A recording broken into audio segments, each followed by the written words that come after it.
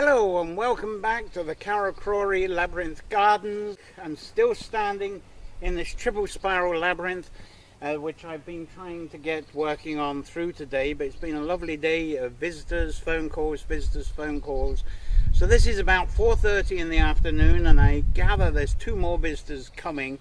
So before they arrive, I'm going to hopefully finish off the last of the spiral doing the path. And one thing I'm very delighted about is the pathway that I've done has become very firm. Again, we don't know what's going to grow out of it, but there's a success for me in the first place, is the fact that we have a firm path that people can walk on very comfortably. So today I'll be working on this. Hopefully I'll get a couple of hours in. It needs a couple more hours to work on this to get this completed this end. And then I think I'm going to go down onto the herb labyrinth after. Also today I'm going to be featuring the benefits of hazel, the hazel tree, hazel wood and the hazel nut. So that's something else to look forward to with this edition of Woodland Barding Weekly, which is the midweek edition where we stay in the Carrowcrory Labyrinth Gardens. One other thing that's happened today, I did post some photos earlier, I'll put some onto the video.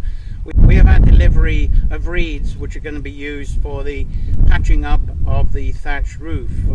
We have holes there that's been created by pine martins again, so there's going to be some prevention against pine martins hopefully, but there's going to be a lot going on. This is, as you can imagine, all this area is a bit much for me to do myself, so we have got some help at last. There's one person going to be painting the inside for a couple of days. We've got the thatchers coming to do the repairs there. Thank you, Grant from the Heritage Council, for making that one possible. And I've also got a person who's going to be working on the fence over there, because cattle are going to be coming in the fields around here, and the fence is quite weak, so we don't want the cattle chewing up the labyrinth gardens. So without much further ado, we'll be getting on towards 5 o'clock now. I'll see if I can finish this triple spiral labyrinth path, and we'll talk to you about that a bit later. Now a little bit about the hazel tree, and the example I'm using is the sort of fakey kind of twisted but beautiful crooked hazel tree. And the reason I've taken this as an example is because of these beautiful long catkins. The other hazel trees I've got here do not have either as long, or they're already blown away. But hazel, the tree of knowledge. There's two things nutritionally with hazel that definitely stand out. But first, why use it as a wood? Why have it as a wood? It's very comparable in many ways to the willow that I talked about the other day. It can be used as rods, as poles. It's very pliable. Even when it's dry, you don't have to soak it, so it's very good in basket making and weaving, because you can work with it when it's dry. Obviously you won't get many great rods here, though I do have a little, see this, it's a wild bit that's come up, and those are the natural hazels, and they will be good rods. But they're great for that. It's a very easy tree to coppice for getting a yield of rods, of poles. As a fuel, not too bad. It burns very quickly in a fire, but it's a very good wood for making charcoal. But medicinally, there's two things. One is the nuts. It's the nuts that really are the food of knowledge, the food of wisdom. I'm working with a dietitian, an oriental dietitian. She says a lot of people follow in the calories, and if you take a handful of hazelnuts, that's a lot of calories. It's a very rich calorific food. But she says also look at the protein. Hazels have quite a high amount of protein as well, right up there with eggs and fish. But it's the oleic acid that is almost like a lifesaver. I remember when I was working briefly in Utah, and the Brigham Young University had actually come out with a report that I read. If you ate a handful of nuts a day, and hazelnuts was in the listing, that you would have a life free of heart problems. And the one thing with the oleic acid, it's very much a cell protection. It's a cell food. should help to regulate blood pressure, help to regulate heart rhythms. I was born with a heart arrhythmia, so it's something I should be eating a fair amount of.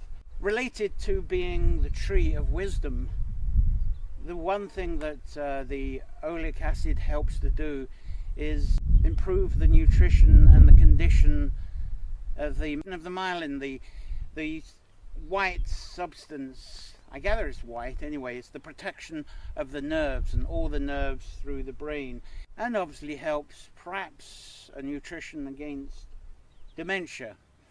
And along with apples, hazel was very much a sustainability food to help people through the winter. So hazelnuts and apples were an important storage food to sustain people through the winter. It wasn't potatoes, obviously, hundreds of years ago. So the hazel, very important for its oleic acid, and some say to support that is vitamin E. So that's a wee couple of things about the hazel. I think that's enough to be getting on with, is the oleic acid and the nutrition it has upon our brains, and for shielding those little nerves that go through the grey cells. So this can be thought of as the tree of knowledge. And unlike the willow, the hazel was one of the trees of the highest order because of its nutrition and because of its enhancement of wisdom. So seeing as I'm covering hazel today, I will have to share with you the most popular, it seems to be the most popular poem from the Almost Tale of the Trees that's within my Bathing in the Phase Breath, because a famous use of the hazel is taking the forked branches, like an uncle of mine used to, and using as a divining rod for the searching of water, for the searching of treasures. And the flexibility of the fork of a hazel is actually very good for cracking the hazelnuts themselves. Now, it is obvious, I think, that I haven't been eating enough hazelnuts myself, because we used to perform this, myself and Claire, quite frequently, and myself alone quite frequently, but I haven't done for a while, and I've forgotten it. So it's more hazelnuts for me. But anyway, here we go.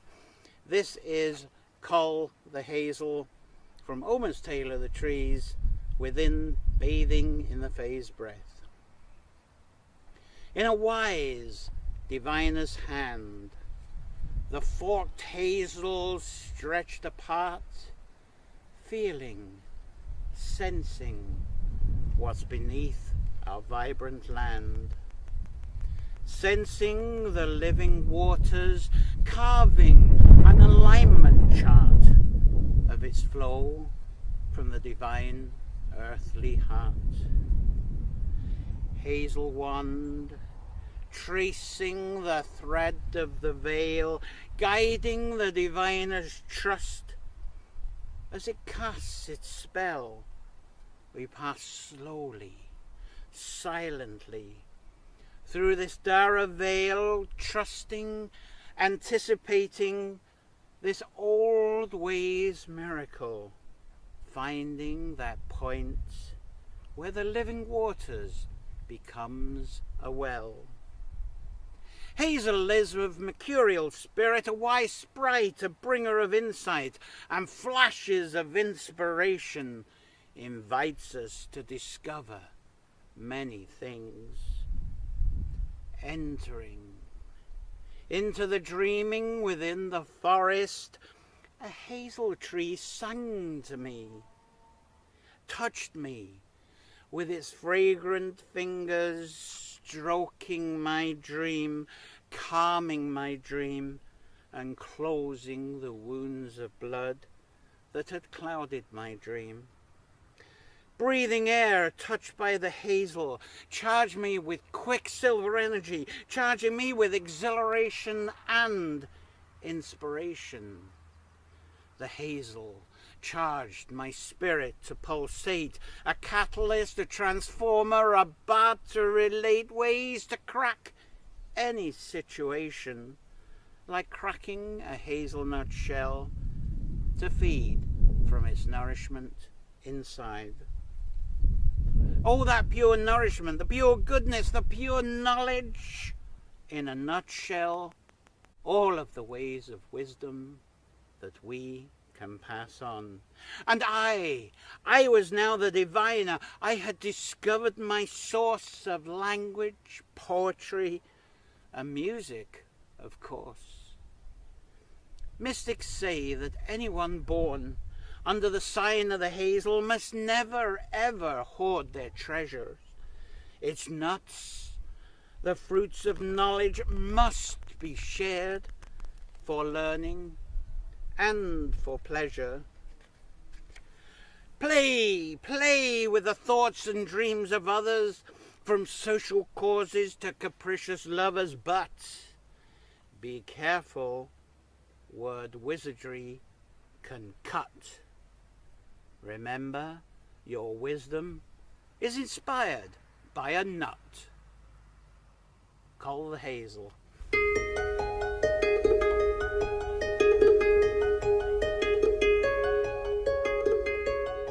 The bales of reeds for the thatching are now wrapped up, but I will throw in some photos from earlier in the day when they were being delivered.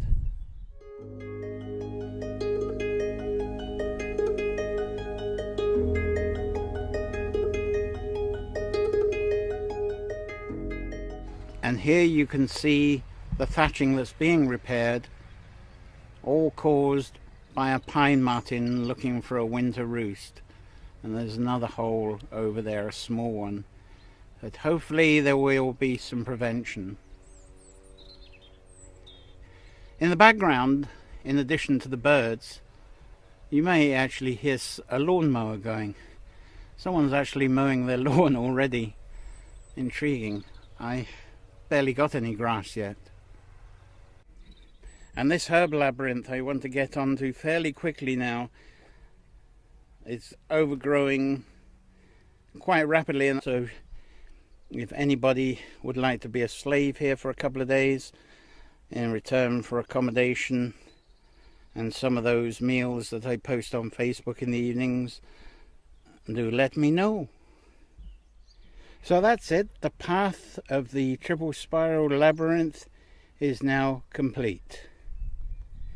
It's getting dark now, but I've just in time for a few more views of the pathway spiraling away there. And soon this will be well used, I'm sure. It's very cloudy. No sunset today, very cloudy, but this task is done and another task will be worked on tomorrow.